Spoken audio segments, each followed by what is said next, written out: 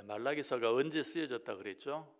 예루살렘 성이 다 완공된 후에 쓰여졌다라고 말씀드렸어요. 이스라엘 백성들은 예루살렘 성을 재건하면서 예루살렘 성만 재건이 되면 이스라엘의 완전한 독립도 이루어지고 정치적인 문제뿐만 아니라 경제적으로도 완전히 회복이 될 것이다. 쉽게 말해서 편안하게 잘 살게 될 것이다 라고 기대했어요. 그런데 정작 예루살렘 성이 완공되었는데도 그런 일이 일어나지 않을 뿐만 아니라 그런 조짐조차도 보이지 않았어요. 그들은 여전히 바사의 식민지로, 페르시아의 식민지로 살아야 했고, 그래서 세금을 내야 했고, 또 계속되는 가뭄, 병충해로 말미암아서 경제적으로도 여전히 큰 어려움에 빠지게 되었어요. 그런데 바로 이때 하나님이 말씀하십니다. 뭐라고? 2절에 있는 것처럼 내가 너희를 사랑하였노라. 여러분 같으면 이럴 때 어떤 생각이 들겠어요? 지금 너무 힘들고 어려운데, 지금 내가 가지고 있는 문제 가운데 단 한 가지도 해결이 되지 않았는데, 아니 어떻게 보면 점점 더 어려워지는 것만 같은데, 그럴 때 하나님께서 내가 너희를 사랑하였다라고 말하면 여러분 그 말이 내 마음에 와 닿겠어요? 아마 전혀 그렇지 않을 것이. 그런 이스라엘 백성들의 마음이 2절 가운데 부분에 잘 나와 있죠. 내가 너희를 사랑하였다라고 말하니까 이스라엘 백성들이 즉각 뭐라고 말해요? 주께서 우리를 어떻게 사랑하셨나이까? 무슨 말이에요? 주께서 우리를 사랑하셨다고요? 언제? 어떻게? 무엇으로 사랑했느냐고 묻고 따지고 있어요. 여러분 이건 뭐 단순히 묻는 것도 아니고 따지는 것도 아니고 심하게 항의하는 것이죠. 이스라엘 백성들이 이런 식으로 하나님께 따지고 드는 이유가 무엇입니까? 그들은 하나님이 우리를 정말 사랑한다면 정치적인 문제든 경제적인 상황이든 그 모든 것 가운데서 우리를 축복해 주셔야 그것이 사랑이지. 그런 문제들 가운데서 전혀 우리를 도와주시지 않으면서 어떻게 우리를 사랑한다고 말하느냐. 그들은 사랑에 대해서 단순히 축복, 하나님 우리를 사랑하시면 하나님 우리를 축복하시게 되어 있다라고만 생각했기 때문이.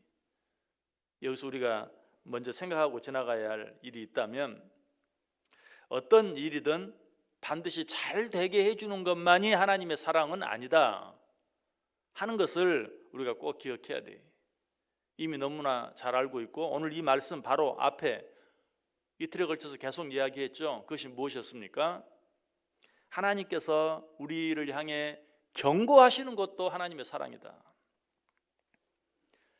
그 경고 속에 이미 우리를 향한 사랑이 들어있다. 한 걸음 더 나가면 경고가 아니라 징계까지도 하나님이 우리를 사랑하시는 증거이다 라고 말씀드렸어요.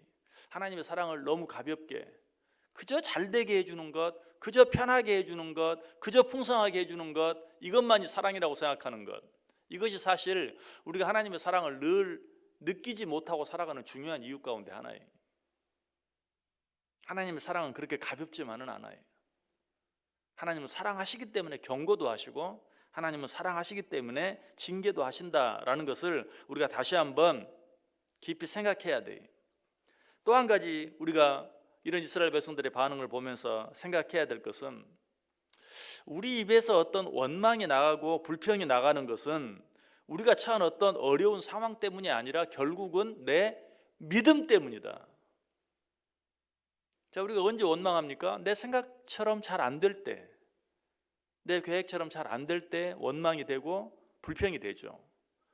그래서 우리는 내 입에서 원망이 나가는 것은, 불평이 나가는 것은 내 생각과 같지 않은 어떤 상황 때문이다 라고 생각해요. 그러나 사실은 그런 상황 때문이 아니고 결국은 뭐 때문이에요? 내 믿음 때문이다. 원망과 불평이 나오는 가장 궁극적인 이유는 내 믿음이 부족하기 때문에, 내 믿음이 어떤 일 때문에 흔들리기 때문에, 진정한 믿음이 있는 사람은 항상 긍정적이. 그러나 믿음이 부족한 사람은 항상 부정적이. 우리는 이 원망과 불평을 그냥 어떤 사람의 성격의 문제라고 생각하기가 쉬워요. 그러나 가만 보면 성격의 문제가 아니 철저하게 믿음의 문제예요. 믿음이 부족한 사람은 늘 원망, 불평이 있어요. 당연하죠. 확실히 믿으면 원망과 불평이 있을 수 없어요. 지금 상황이 뭐 도무지 감사할 수 없고 기뻐할 수 없는 그런 상황이라 할지라도 믿음이 확실하면 그것 때문에 원망하지 않아요. 불평하지 않아요. 원망과 불평은 상황의 문제도 아니고 성격의 문제도 아니고 믿음의 문제다. 믿음이 있는 사람은 비가 오면 이 비로 인해서 산천초목이 더 푸르러지고 곡식이 잘 되겠구나 라고 생각하지만, 믿음이 부족한 사람은 또 질척거리겠구나, 오늘 하루 좀 불편하겠구나, 그렇게 생각해요. 여러분, 내 입에서 혹시 원망이 나오고 불평이 나올 때 꼭 기억하세요. 이것은 믿음의 문제다. 믿느냐 믿지 못하느냐의 문제다. 상황의 문제도 아니고 성격의 문제도 아니다. 이건 실화인데요, 남편 없이 혼자 사는 어떤 어머니가 유복자로 태어나서 22살이 된 아들을 잃었어요. 외동 아들을 잃었어요. 얼마나 슬펐겠어요.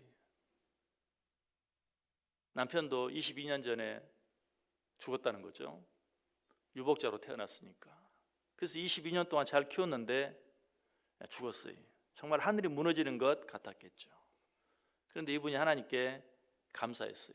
그냥 감사, 막연한 감사가 아니라 구체적인 이유를 들면서 감사했는데, 첫째, 하나님께서 외로운 나에게 아들을 주셔서 22년 동안 함께 살게 해주신 것 감사합니다. 둘째, 내가 데리고 있는 것도 좋지만 내 아들을 더 좋은 곳인 천국에 있게 해주신 것을 감사드립니다. 셋째, 이 일을 통해 독생자를 주신 주님의 사랑을 깨닫게 해주신 것 감사드립니다. 외동 아들을 잃고 독생자를 주신 하나님의 사랑을 깨닫게 해주시니 감사합니다. 여러분, 이것이 믿음이죠.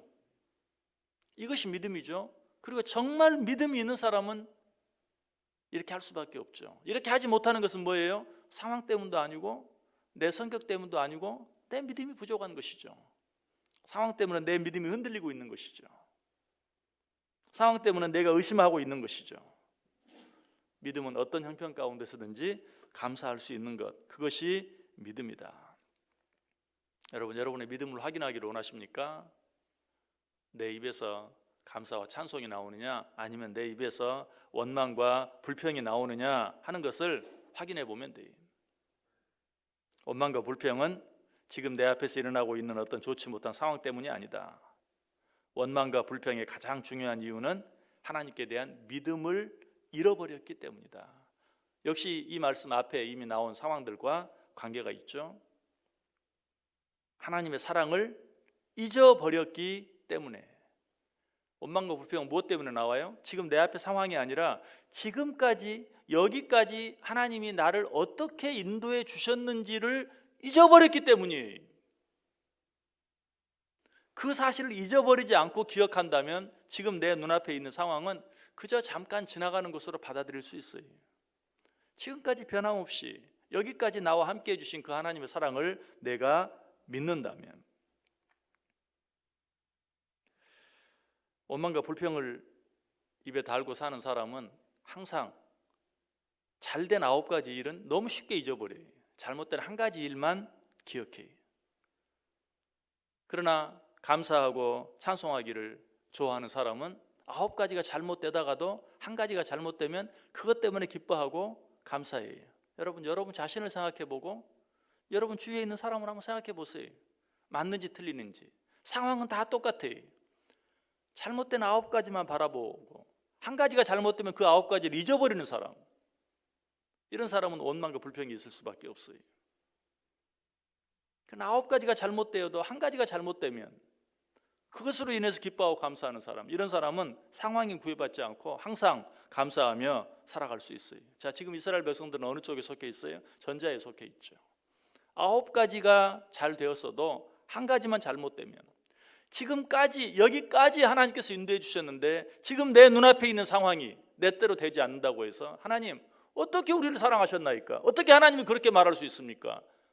어떻게 하나님이 나를 사랑한다고 말할 수 있습니까? 정말 하나님이 나를 사랑한다면 이렇게 할 수 있습니까? 지금까지 함께 해주신 하나님은 다 잊어버렸어요. 눈앞에 있는 상황만 봐요. 이것이 이스라엘 백성들의 모습이었어요. 여러분은 하나님의 사랑을 어떻게 판단합니까? 지금까지 함께 해주신 하나님의 사랑을 얼마나 기억하며 살아가고 있습니까? 오늘 여기까지 살아온 것이 하나님의 은혜임을 잊지 마세요.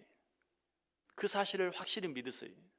그렇게 하기만 하면 지금 힘들어도, 아니 앞으로 좀 더 힘든 일이 있다 할지라도 우리는 그것 때문에 실망하거나 낙심할 필요가 없어요. 어떤 경우라도 감사하고 찬송할 수 있어요. 내가 너희를 사랑하였다. 이 하나님의 사랑은 지금도 변함이 없고 오늘도 우리를 너무나 사랑하시기 때문에 이 새벽 시간에 또 우리를 불러서 우리에게 말씀해 주고 계시는 것이, 내가 너희를 사랑하였다. 이 사실을 잊지 말라. 이 사실을 붙잡으라. 앞으로도 변함없이 너희와 함께 할 것이고 너희를 사랑할 것이다. 눈앞에 보이는 상황을 붙잡고 오늘 하루 살아갈 것이 아니라 지금까지 여기까지 나와 함께 해주시고 나를 사랑해 주신 하나님의 그 사랑을 붙잡고 살아가는 복된 하루 되시기를 주님의 이름으로 간절히 축원합니다.